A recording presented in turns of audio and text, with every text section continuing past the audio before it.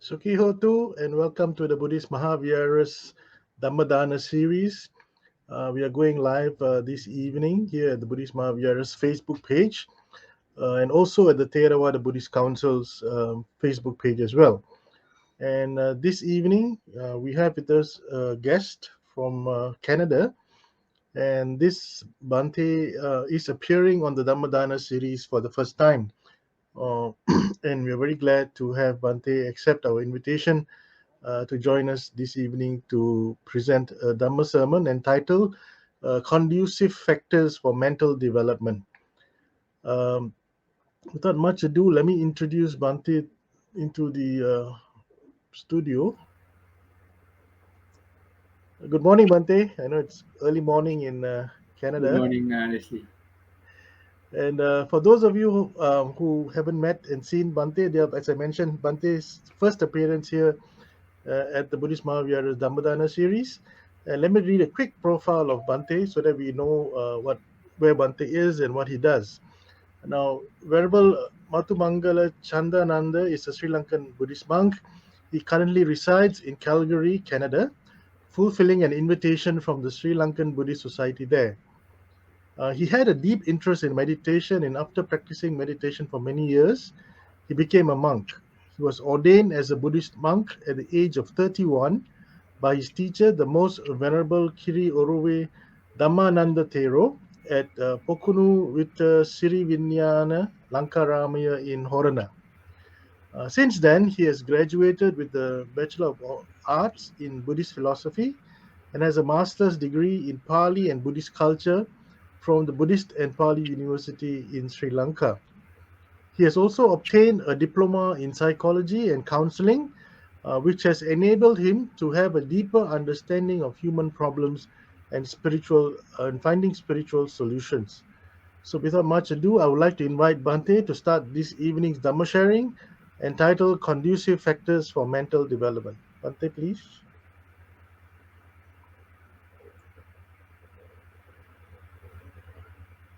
Thank you very much, Leslie, and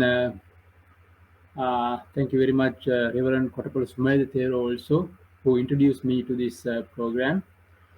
So, uh, meditation or bhavana is of central importance for our well-being.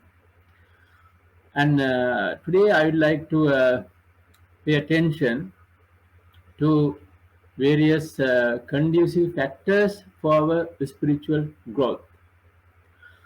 So you are very well aware that Buddha pointed out everything in the world is cause and effect. Now, philosophically, there were many schools. Even now, there are certain schools of thought. They held the view that things happen in the universe according to a Almighty God's wish. So Buddha did not recognize that. And also, on the other hand, some people argued that uh, things happen by chance. There is no particular order. But that end also Buddha rejected. And taking the middle path, Buddha pointed out that there are certain norms which govern the universe. One important central norm is that Buddha pointed out hetum paticca sambhutang, hetu banga nirujjati. When certain causes and conditions come to be, we will see the effect. And when those conducive factors are withdrawn or disappear, the fruits or the effect also will disappear. So, if we want to progress in the meditation journey, definitely we should learn how to bring together various conducive factors to our biological, psychological, spiritual well-being. So this is very important. Now, in the Satipatthana Sutta, you might have observed, you might remember that Buddha exhorted us to be aware of uh, various factors that give rise to various states of mind. Let's say there are pleasant, unpleasant, or neutral feelings, and also various thoughts, various states of our mind. And Buddha repeatedly exhorted that we should understand in terms of cause and effect how various states come to be. Pali term is samudaya dhammanupassiva vedanasu viharati, for an example. So when there are pleasant feelings, we try to understand in terms of cause and effect which triggered this kind of pleasant or unpleasant uh, or neutral mental state. And when we understand this, certain conditions, certain mental states, we can develop on purpose. On purpose, we can plan. If I thought, if I think in this way, with in this kind of dwelling, consuming this kind of food, associating with this type of people, I might end up in this at this level. So that's a great kind of encouragement, so that we know that we can plan, and it promotes our faith and hope with regard to this path of liberation as well.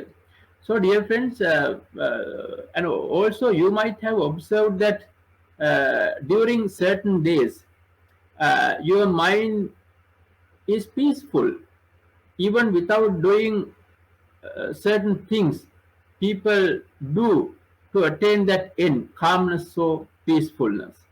Right? Sometimes there is peaceful abiding in our mind, and also during certain days, mind is bit distracted. There is no much peace of mind or happiness in our mind, even though you try to attain certain happiness by doing various things people do to reach that end. So, if you observe, one very important thing that promotes our well-being is the food we consume. That is a big topic in Buddhism, right? Now, by the term food, I mean here the coarse food, tangible food, uh, what you can physically see. Because I stress that point, in Buddhism, Buddha also pointed out there are some other forms of food. As an example, consciousness will be a form of food to certain gods in the Brahma world. They don't consume coarse food like, rice, curry, bread, etc. They don't consume that. For them, consciousness itself is a food. But in this specific topic, in this context, I talk about coarse food. So now, in the model of Ayurveda, right? Maybe you are familiar as South Asians, East Asians, Malaysians. I think most of you are familiar with Ayurveda. And according to the Ayurvedic model, they teach us that certain food, it promotes bile in our body, and certain foods, it promotes phlegm, and certain foods, it promotes air. Sometimes they cause some agitation in our body, in our physical body. So all these components, phlegm, bile, air, those elements should be in balance in order to experience some basic comfortable state. And unless we have that balance, it is difficult to develop and maintain our calmness, insight we dearly hope in our meditation practice. So, as an example, now let's say in Sri Lanka, we have a certain very popular indigenous dish called kanji made out of especially we use herbal plants for that, right? Some gruel or herbal kanji. And if I take that soup kind of thing in the morning, especially if it is a rainy day, I don't take much because it promotes phlegm, mucus in my body, and many other people also experience that.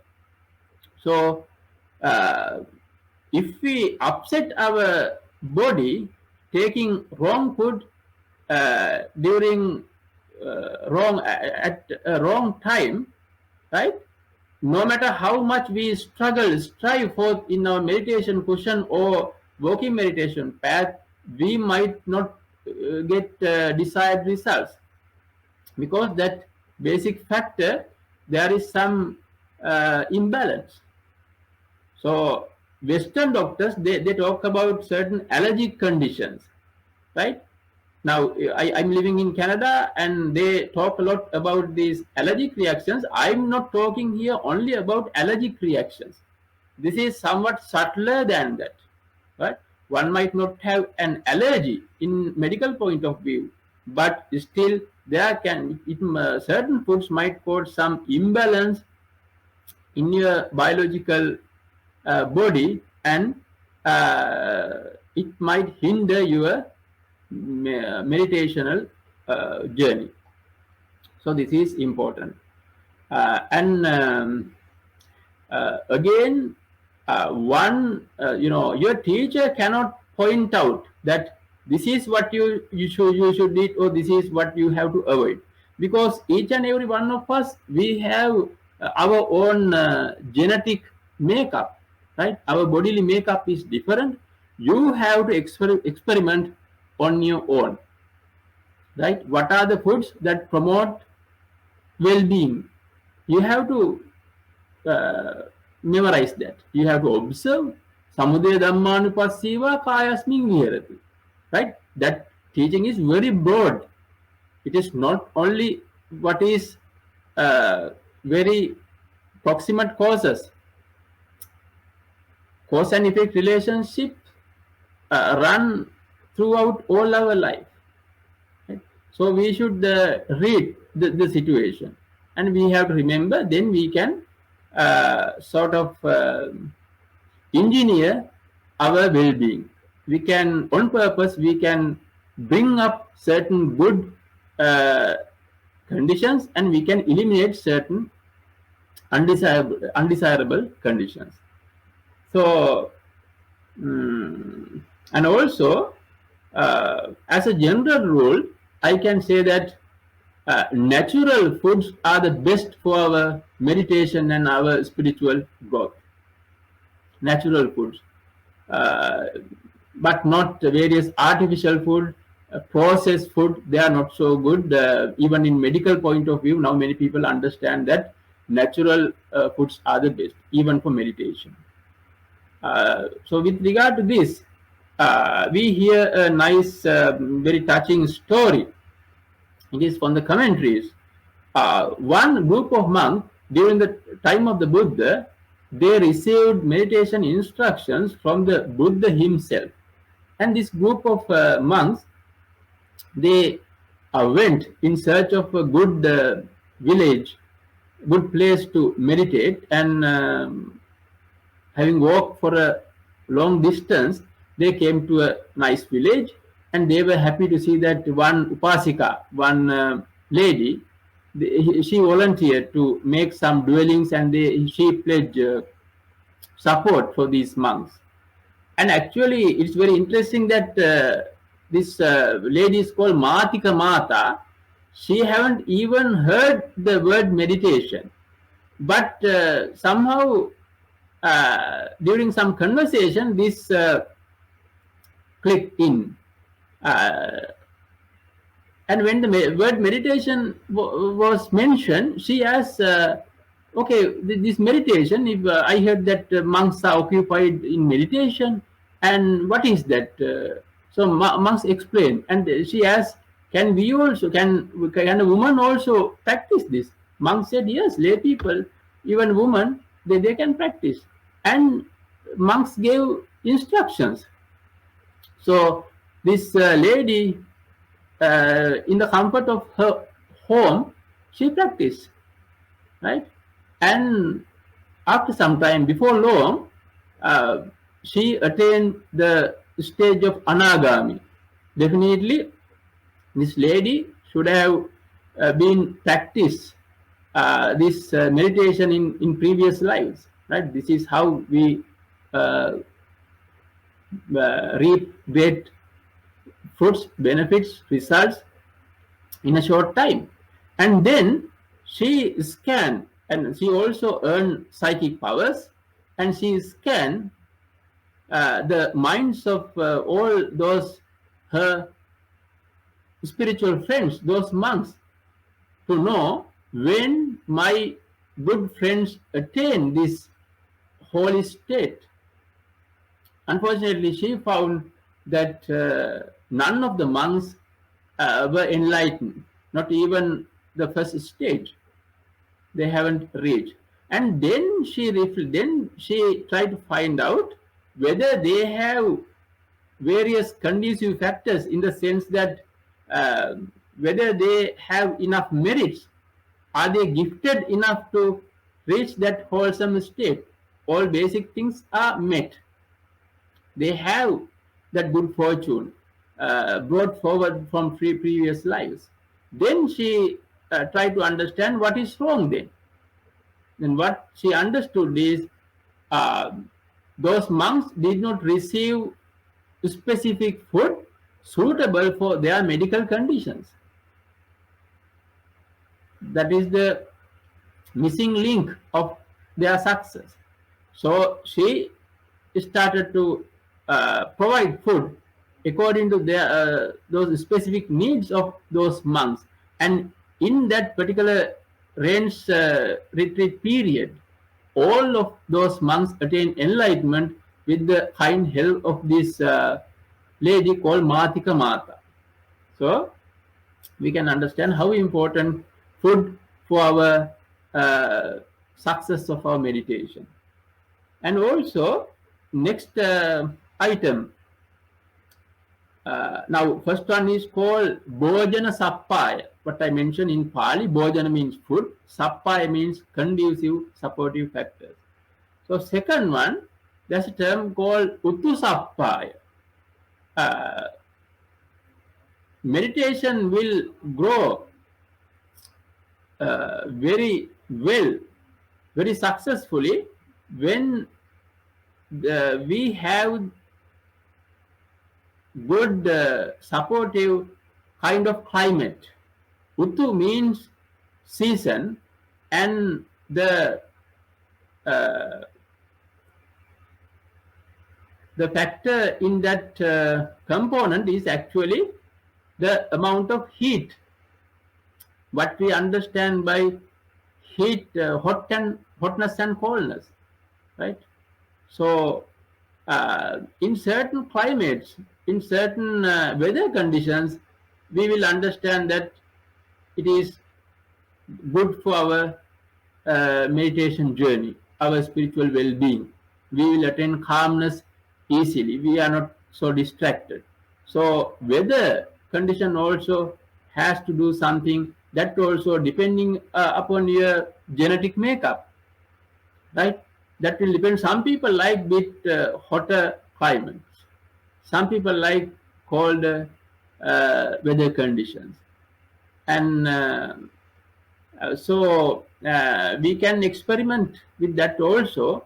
Now, during in the early morning, right?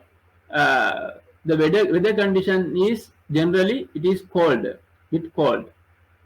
So for many people, morning is the best time for their meditation, and so we can plan our day according to this information. And now in Canada, we have in most of the houses we see there's a basement, right? It's a bit underground, one uh, level, one story.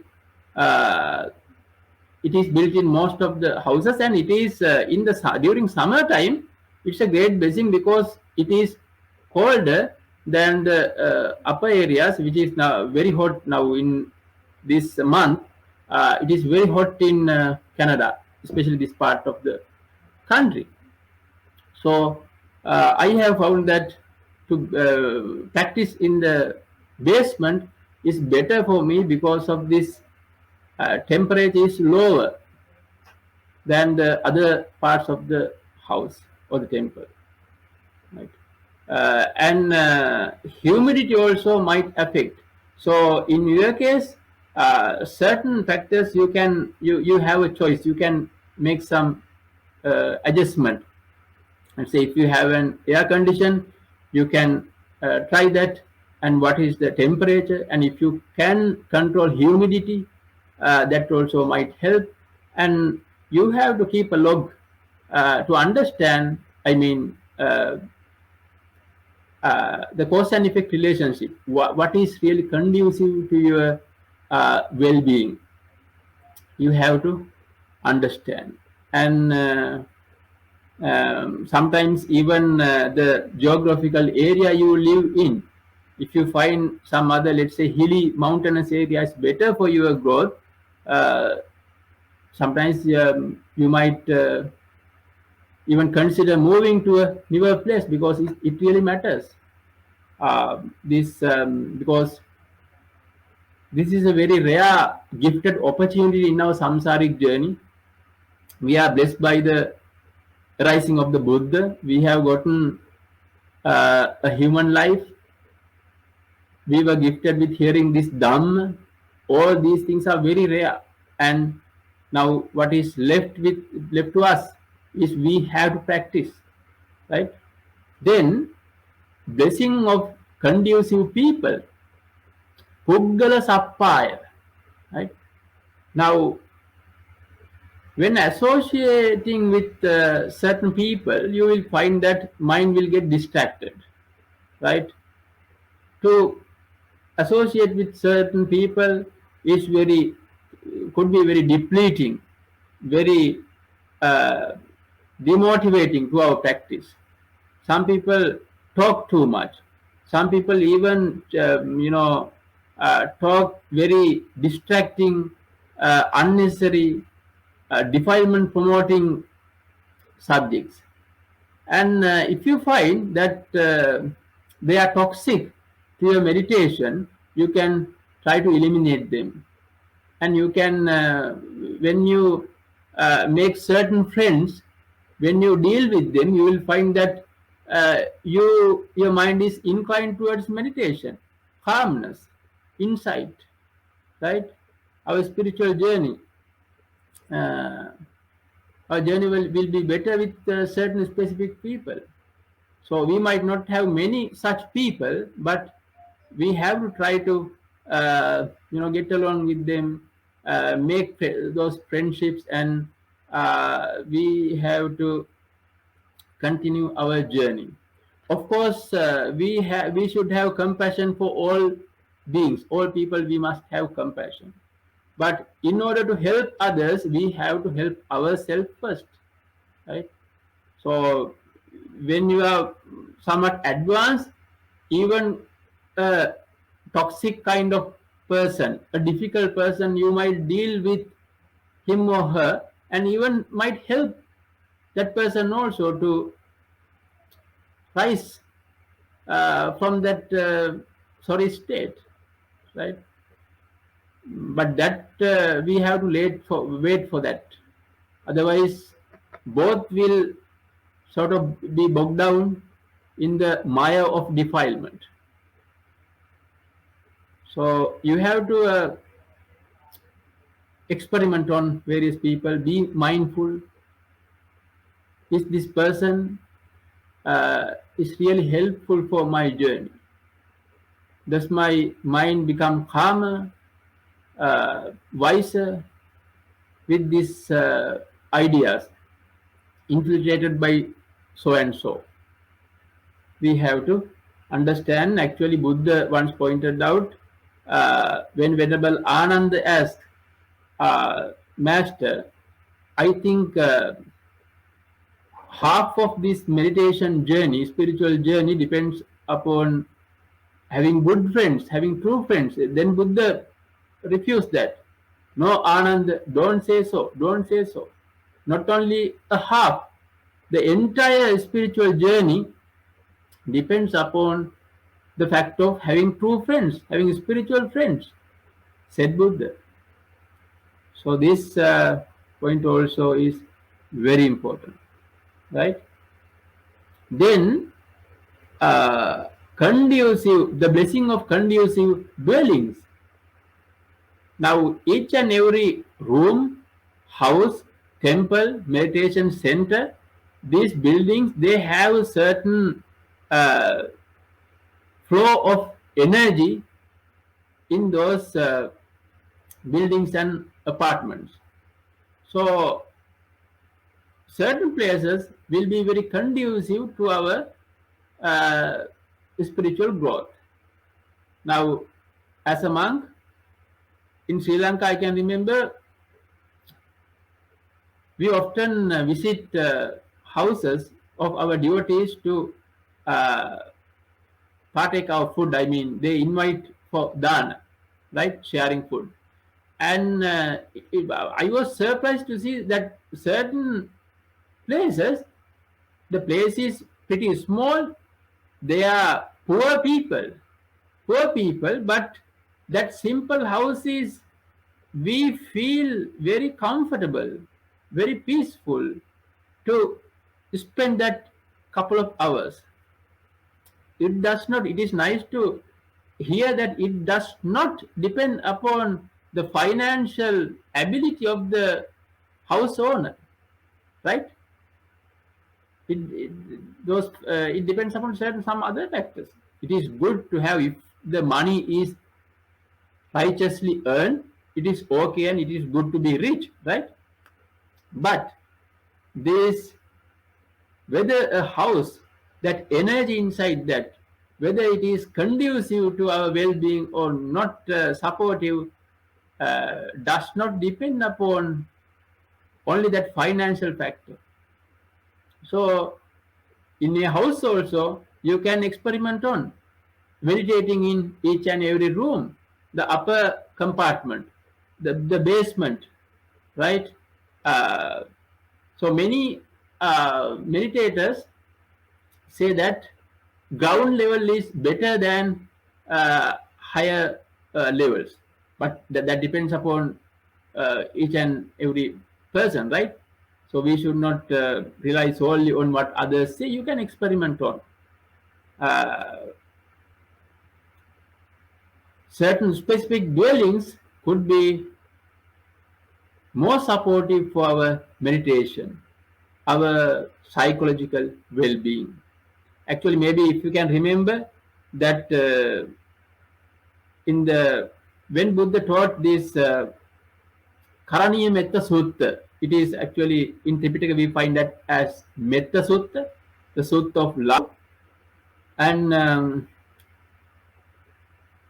when we study the that particular incident which triggered this sharing, teaching, this discourse, we hear that Buddha said uh, certain monks were disturbed by living in one particular dwelling, but when they complain about various disturbances caused by some unseen beings, Buddha said that throughout whole world I check, but I don't see even a small place which is conducive to your liberation than this particular place, right? So learn how to radiate or do metta and go back to very same place, because that is the ideal specific place for you,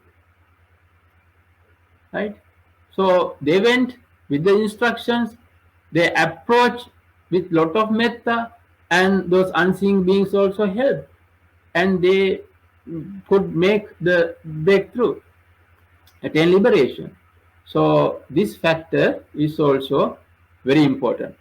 And also, dear friends, now we are living in somewhat busy times. People are busy, busier than before. And uh, during this busy lifestyle, some people might even forget very basic things like, you know, uh, do- uh, using toilet and the bowel movement, right? These excreta is something that the body wants to get rid of as soon as possible, because it is something the body does not want. And some people, they say, now they have told us that, Bhante, best of the ideas come to my mind when I go and sit on the commode, right?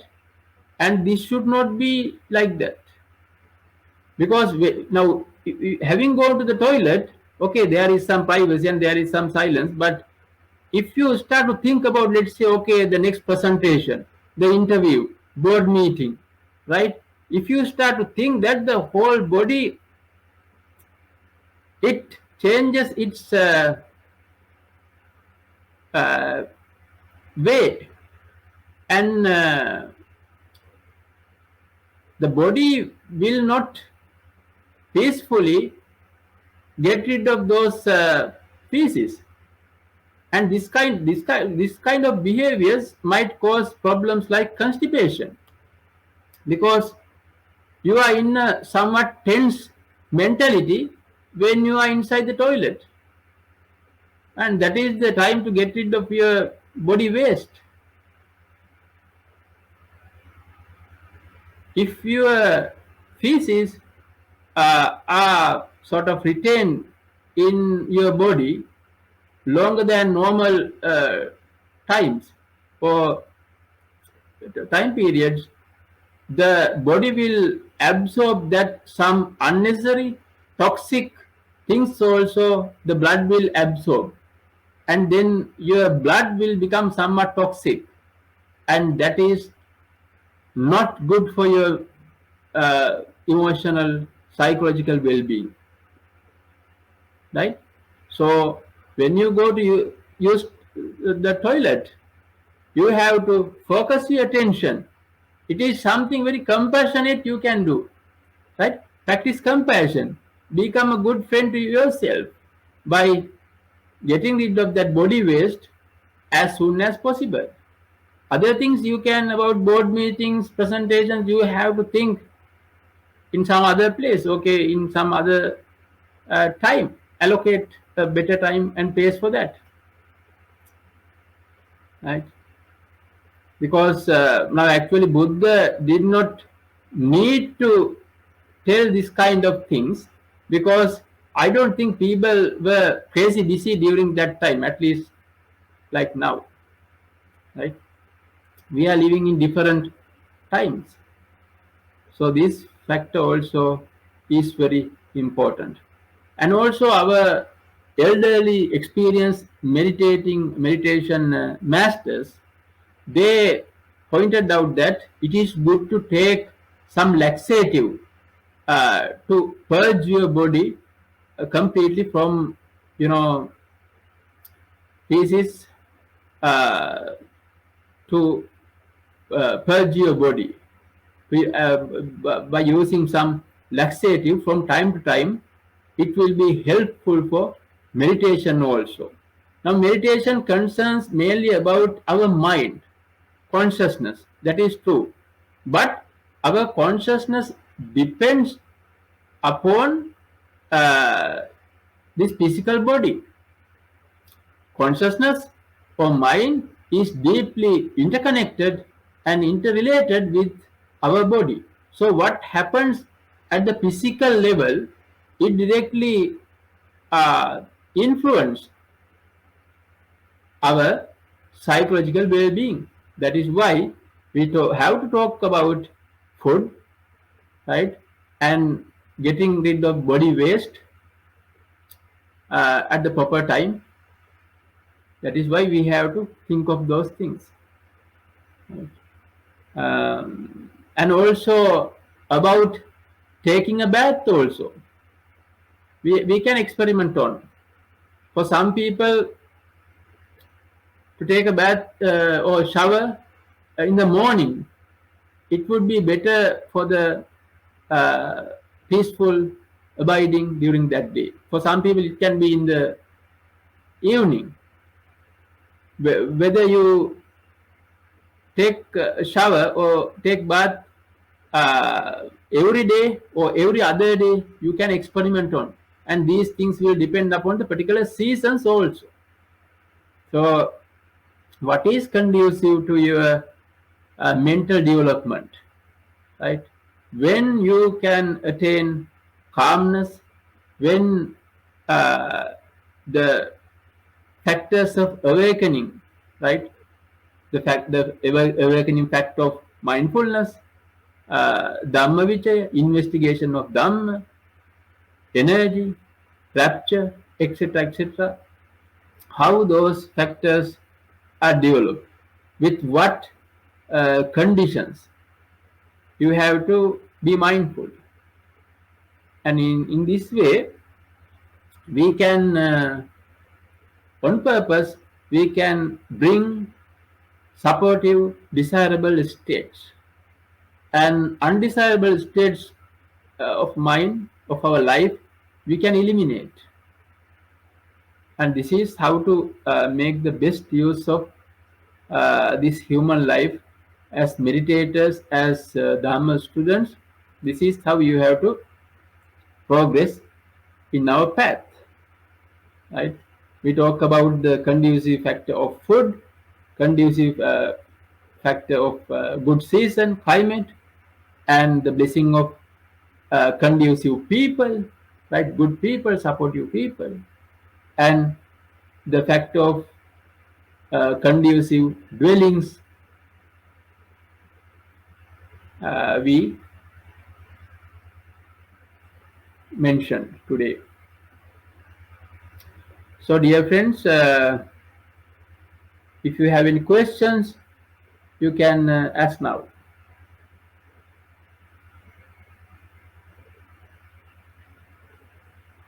Thank you, Bhante. Thank you for that very interesting topic today. We have always been having speakers who are talking about how to meditate, but today we are learning something new on the various factors that are important in our meditation practice. But one question from me before I move to the audience. Um, we always notice that meditators are found in the forest as opposed to urban areas. How does that relate to what you just said this evening, Mandi? Okay, let's see. Now, actually, Buddha, yeah, many places Buddha promoted living in the wilderness, in secluded areas. It might be conducive to our meditations development. So that also you can experiment on, but in a practical sense, it might not be always easy, right? Now, meditation is not only sitting somewhere like a statue. Now, what I do, according to Buddhism, is nothing but meditation. In Anguttara Nikaya, fifth chapter, right? It says there are 5 places, or I would like to say 5 gateways to uh, attain enlightenment, right? When I reflect on Dhamma, thousands of people have attained enlightenment. Buddha said that, right?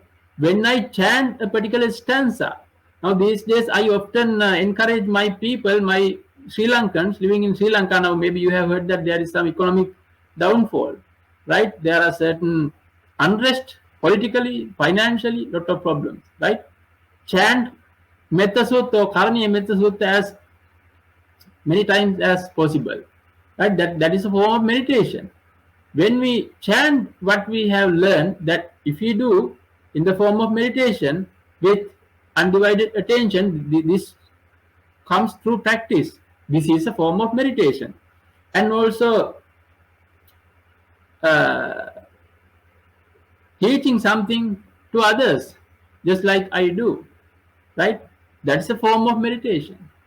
So, our spiritual journey should be supported with many such conducive, supportive factors. So, we have to attain parami also, right? The qualities, virtues of our heart and mind, parami. So, all those factors we have to collect from time to time. So, it might not always be possible to find seclusion in some forest or less populated area. Uh, that particular part you can practice, I mean, as lay people also.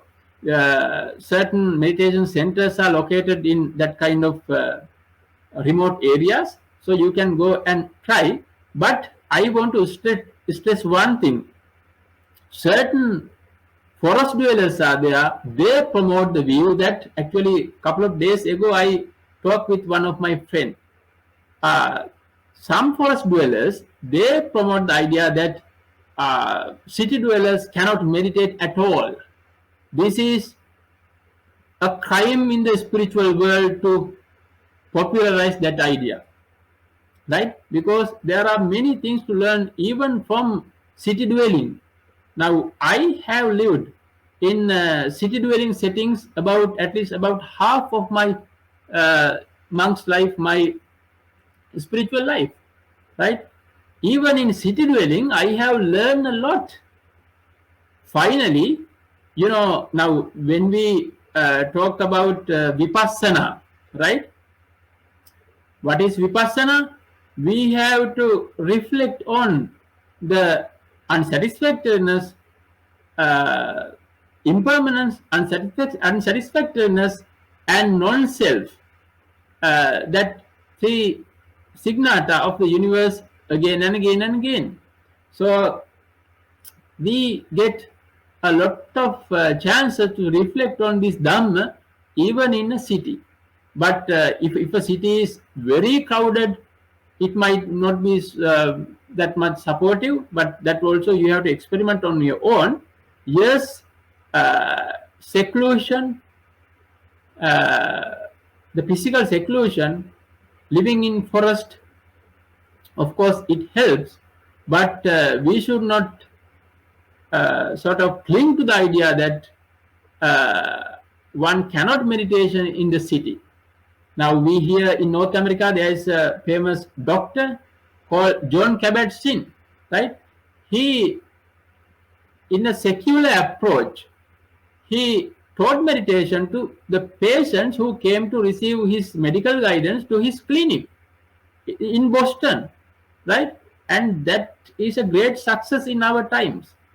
He did something. He proved that problems like stress, high blood pressure, like medical problems, can be eliminated by mindfulness meditation. He did not that in a forest.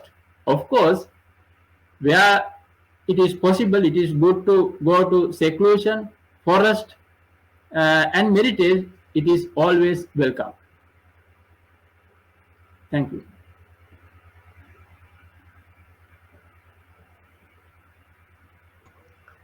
Thank you, Bhante. Thank you for that excellent response. I kind of get the idea now. Bhante, I just want to just clarify a few things before we move on. You mentioned about the Bojanga Sapaya, Utu Sapaya, Puggala Sapaya, is it? Yes, And the fourth and the fifth, I think, what were the Pali terms to this, Bhante? Correct, conducive dwellings? conducive dwelling. It is Senasana Sappaya, is the blessing of conducive dwellings. Senasa Sapaya. Okay. Senasana Sappaya. And Puggala Sappaya means the blessing of conducive people.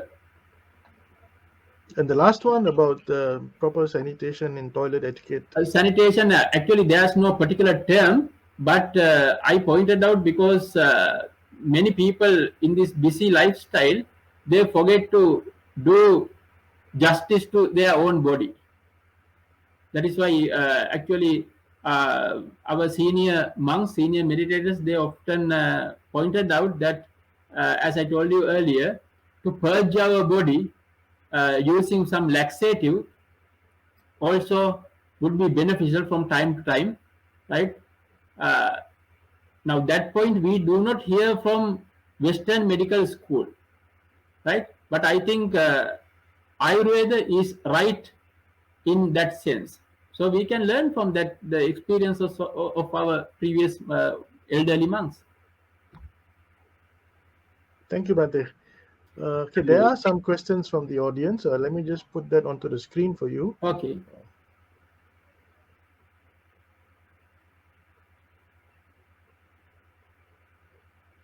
Okay. During meditation, my mind will sometimes wander. Is there any form of practice or any action that can assist me in keeping focus? So, as I mentioned, these various conducive factors, you can check whether is there any improvement with regard to food. You can change the people you associate with, the dwelling, the room you meditate, that kind of factors you can change and you can experiment on.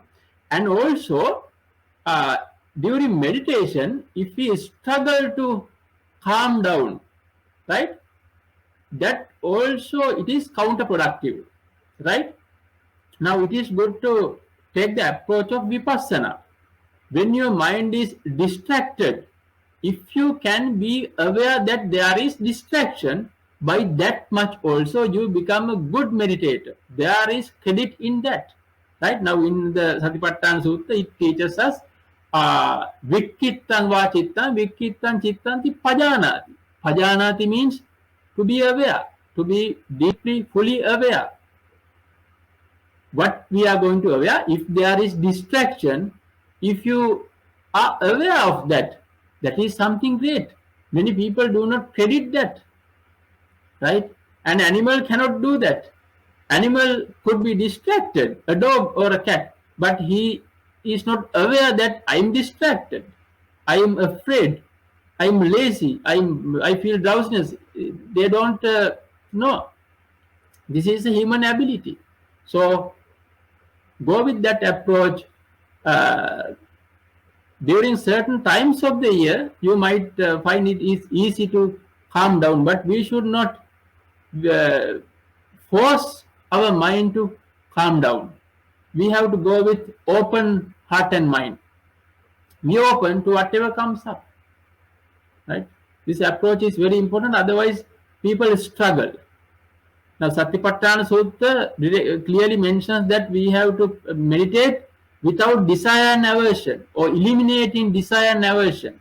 Because when there is desire, when we desire even calmness, right, we add some confusion to our mind.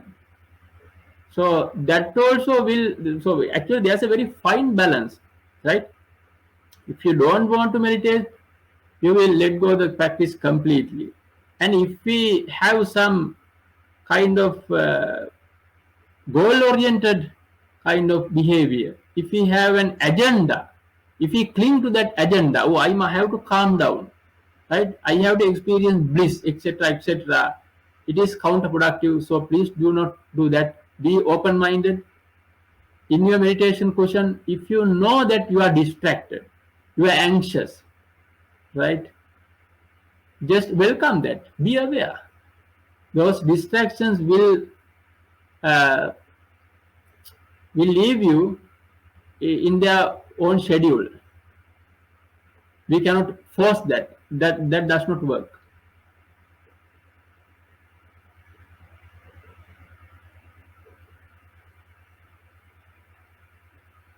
Yeah. Where Bhante, where can I find conducive meditation master? That also you can experiment on, right?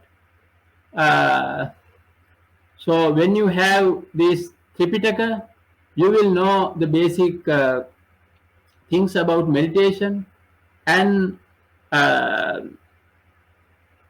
now when talking about various books, Maybe you might have read books of Venerable Ajahn Chah, Thai meditation master, right? Widely read, widely respected books, right? Uh, and Venerable Ajahn Brahma also, when we talk about great monks living today.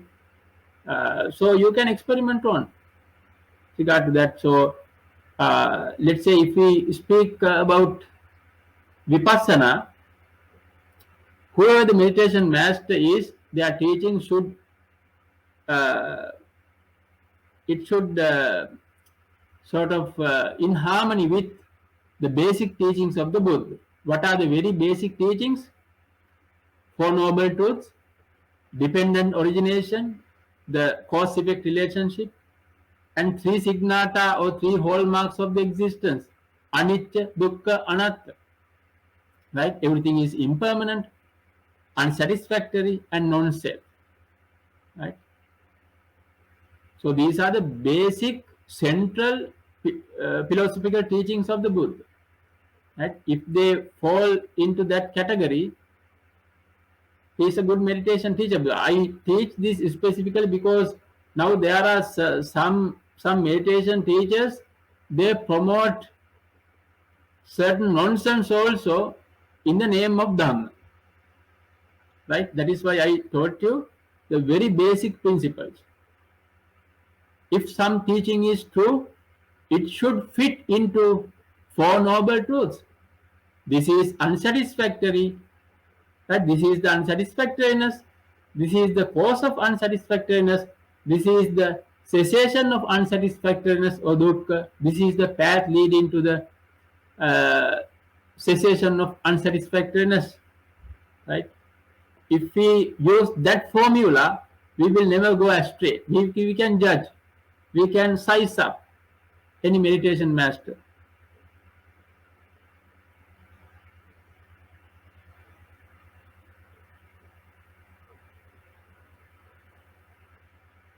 Bhante, what is your advice on walking meditation? Is it also a good practice? If so, what is the proper way to practice walking meditation? Walking meditation is wonderful. It is very helpful. Right now, we often today people talk that nowadays, present day people, they lack exercise. Now, Lord Buddha did not have to insert this point often because those days our ancestors they naturally they had their exercises, long distance walking, hauling water, splitting wood. Right now, many so much of automation, so that they have robbed our exercises, and people become sick. So our bodies are made to exercise. Our bodies are designed to exercise. If they lack, if they miss this physical exercise, again our mind will be sort of unsettled. The system is unsettled, so it is not good for our mental development. So that in that sense also walking meditation is very good, recommended. Actually the world renowned meditation master I just mentioned, Venerable Ajahn Chah, he recommend that. Actually, he said, if you do walking meditation at least 2 hours per day, I will guarantee some results. So that is something great. How to do walking meditation? Basic instructions are given in Satipatthana Sutta. Gacchanto va gacchamiti pajanati. Very basically, when you walk, you should be aware that you are walking, right? Take some path, a place where you can walk for at least 10 or 15 steps, right? uh, Depending on your house or the garden you are going to practice. So let's say we call it the walking meditation path. You sit at one end, you stand at one end, and uh, just pay attention to your body. Feel the sensation of the ground, right? Then we start mindfully, we start normally by raising the right foot first, right? When you uh, raise the right foot, you should be aware that I raise the right foot. Then when you raise the left foot, you should be aware that I raise the left foot. So we can reflect on, there are a couple of methods, but the essence is the same, right? You can reflect on, okay, this is a right foot, left foot, right, left. In that way, you can be aware. That word is just a tool to anchor your mind on what goes on. We should not cling on to that, right? The, the most important thing is to be aware of your bodily movements, right? When there is a doubt, pain, anxiety, etc., you have to label. You can label. Okay, this is doubt, couple of times, and you focus your attention on your body, right? If some planning comes to your mind, oh, this is I'm thinking. Couple of times you reflect on that and you let go. That again, again and again and again, we come back to this body. And when you go to the other end where you have to turn, normally we turn from the right? Turn from the right side, knowing that you are turning. Again, you uh, start walking. And now, instead of saying or thinking right or left, some people break down to even finer parts. They reflect on, now this one movement of one particular leg, it can be broken down to 3 steps: lifting, moving, and placing, right? Let's say if we take the right foot, we lift the foot, we move forward, and we again place, right? So lifting, moving, placing. Other foot also lifting, moving, and placing. If you think this format is better, you can experiment on in any format. The essence is be aware, and after some time you don't need these labels at all, right? You will relax, your mind will relax into just the awareness of the bodily movement, walking, right? Basic instructions are this.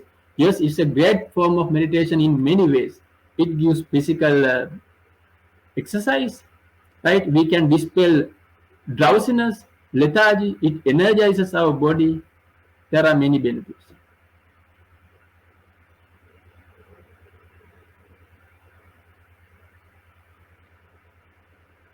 Thank you, Bhante. Those were all the questions that we received this evening.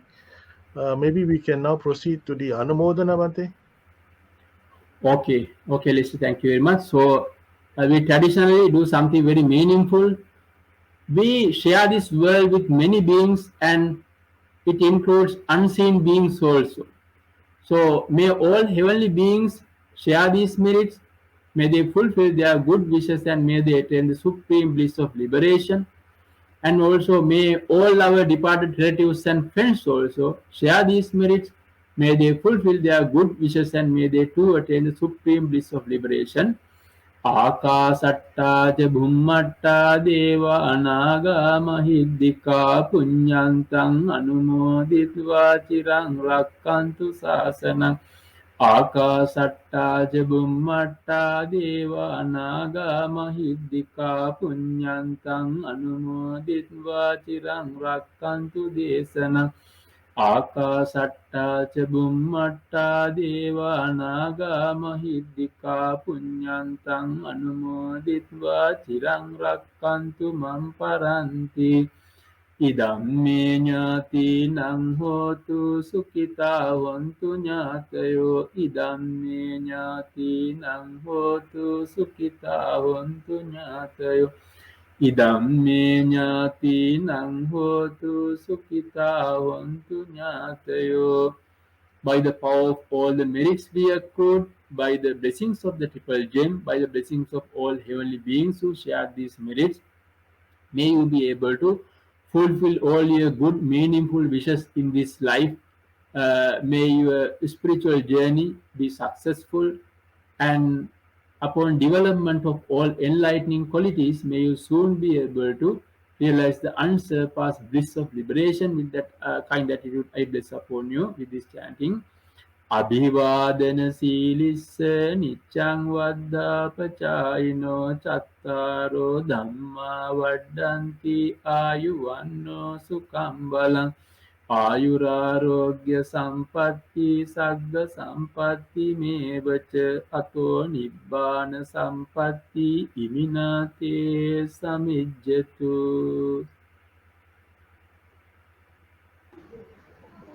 Thank you, Bhante. Thank you for conducting the Anumodana.